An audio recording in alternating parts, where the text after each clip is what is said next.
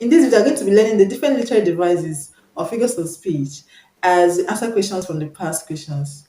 So stay tuned to the end of the video. And if today is the first one on this channel, please do well to subscribe to the channel, click on the like button, and share the video to your friends. Now, without wasting time, let's begin. Now, we're going to look at WASSE 2020 past questions. WASSE 2020 past questions. Question 5. Read the extract below and answer questions 5 to 7. Read the extract below and answer questions 5 to 7. With the pen he wrote came into reality. With his words, kingdoms arose. Those same words, slaves inhaled, their hands building walls, their feet tramping territories. His pen was like the breath of life. Now, let's answer question 5. Question 5. We have the underlined words illustrate dash. The underlined words illustrate dash. We have option A, hyperbole, B, irony, C, metonymy, and D, paradox. Now, which one is the correct answer? For a start, what is hyperbole? Hyperbole simply means exaggeration. Is a figure of speech used in making something that is small to look big, something less intense to look more intense, something that is not very serious to look very serious. It's just a figure of speech used in exaggerating an event, exaggerating an incident. The underlined words are with his words, kingdoms arose. With his words, kingdoms arose. And this is the correct answer. What this line simply implies is that he wrote something about kingdoms. That's what the line implies. So saying that with his words, kingdoms arose is an exaggeration. Now let's look at option B, irony. And no, is not the correct answer. Irony simply means saying something and meaning the opposite. When you say something and mean the opposite. For example, if I say something like, one of the benefits of not studying is that you fail your exam. Now, failing an exam, is it a benefit? No, it's not a benefit. It's rather a demerit. It's rather a disadvantage. Instead of me to say one of the disadvantages of not studying is that you will fail your exams, I said one of the benefits of not studying is that you fail your exam. So I said the opposite of what I meant. Okay, failing an exam is not a benefit, rather is a disadvantage. So let's look at option C. Option C, metonymy. Metonymy simply means using something that is related to something to represent it. Something that is associated with something to represent it. For example, kings are associated with crowns, right? Now, if I say the crown is not happy about the incidents, what I'm simply saying is that the king is not happy about incidents. I represented the king with something associated with it, which is crown. Now, option D, paradox. Paradox is a self-contradictory statement. It's a statement that contradicts itself. But when you look at the statement closely, you notice that there's a kernel of truth contained in it.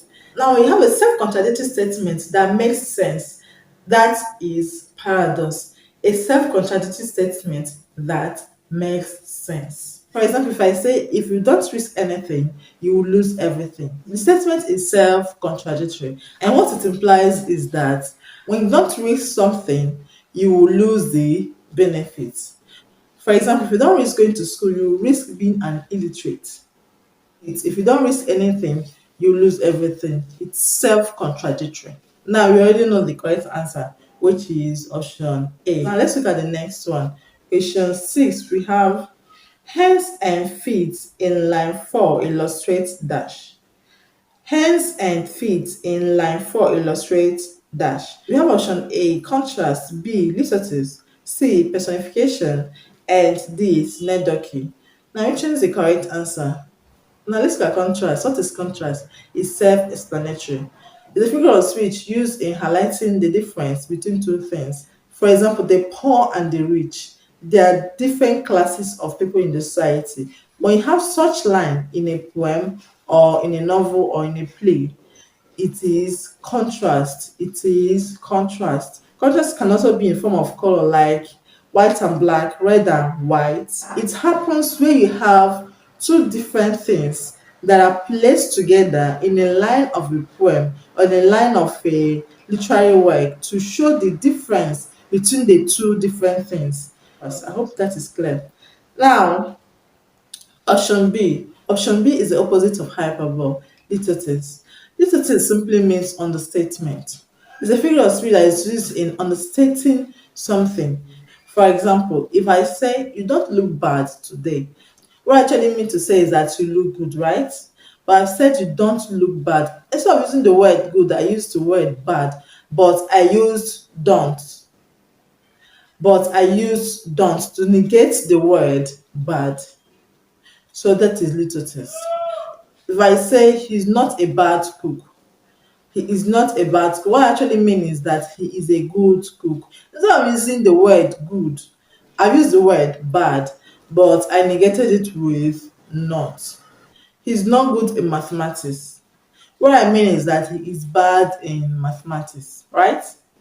What I mean is that he's bad in mathematics. But I've negated the word good by using not. Instead of just saying that the person is bad in mathematics, I've said he is not good. Not good. And when you make a sentence like that, it reduces the impression that the sentence would have had on the person you are talking to. That is litotes. So it's the opposite of hyperbole. Hyperbole exaggerate, while litotes understate. Using negated opposite words. I hope that is clear. Now, option C, personification. What is personification? Personification simply means giving human qualities to inanimate objects. Giving human qualities to inanimate objects. For example, the leaves are clapping. What I actually mean is that the leaves are waving about and touching each other, right? But you said the leaves are clapping. People that can clap are human beings. Leaves cannot clap. Leaves cannot clap, but you've given a human quality, a human attribute to leaves, which is an inanimate object. That piece of chocolate is calling my name. Now, if I said that chocolate cannot call my name, like chocolate cannot speak, right? But I've said chocolate is calling my name. I'm giving a human quality to an inanimate object. The human quality of speaking to an inanimate object, chocolate. Hope that is clear. So when you personify a thing, when you give human attributes to non-living thing, then you have personified it, and it's a figure of speech called personification. Now, option D, synecdoche. Synecdoche simply means using a part of something to represent a thing. A part of something to represent a thing. For example, a human being has head, has hand, has feet, right? A building has roof, has wall, has foundation, whatever. So when you use a part of something to represent the whole, or the whole of something to represent the part, you are using a figure of speech known as synecdoche. Synecdoche is where you use a part of something to represent the whole. For example, hand. Using the hand to represent the entire human being. Or use a part of something to represent the whole is synecdoche. Now, notice the difference between synecdoche and metonymy. Metonymy uses something associated with a thing to represent it, while synecdoche uses a part of something to present the whole, or the whole of something to present the part. And as you know, this is the correct answer. Hands and feet. Hands and feet represents the people.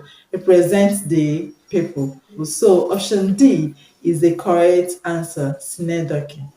Now let's look at question 7. We have his pen was like the breath of life.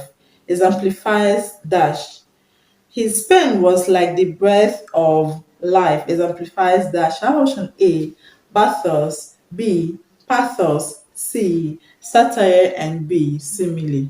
Now let's get option A, Bathos. Now we talk about Bathos. Bathos simply means the inability of an author, to achieve the effect it wants to achieve on the audience. For example, the inability of the author to make the readers to feel what he or she wants the readers to feel is Bathos. The inability of the author to make the readers have empathy with what is happening in the story. For example, if you're watching a movie, there are some scenes that will make one to cry. Now, if such scenes fail to make you to cry, what has happened there is Bathos, because the movie director or the author has not chosen the right words or the right actions that will make you feel the pain the character is feeling, or make you laugh when he intends you to laugh in the movie. Do you get? So when the author fails to achieve any of these, it's called Bathos. Now let's look at the next one. Option B, pathos. What's pathos? Pathos means empathy. Pathos means empathy. Now, sometimes you read a novel, you see yourself crying, right? That sometimes you read a novel, you see yourself laughing. When an author fails to make you feel the way he or she wants you to feel, is pathos. Now, when you're able to feel what the author wants you to feel in a story, is called pathos. I hope you understand the difference. And none of this is the correct answer. Now, let's look at option C. Emotion C, satire. Satire is a story that ridicules the ills of the society. It's a story that ridicules the ills of the society. It talks about the evils in the society with intention of bringing a reform. It's it talks about the ills, the evil things, the bad things that are happening in the society with the intention of making a change. So that is satire, and obviously it's not the correct answer. Now, option D, we have simile. What's simile? Simile simply means comparison of two different things with the use of as or like. To compare two different things with the use of as or like. So when comparison is made with the use of as or like in a line of a poem, in a novel, or in a play, it is simile. And this is the correct answer. Now let's look at it again. His pen was like the breath of life. Now the author has compared pen with breath of life with the use of like. So this is a correct answer. Alright guys, this is where we end today's video. I hope you learned something from it.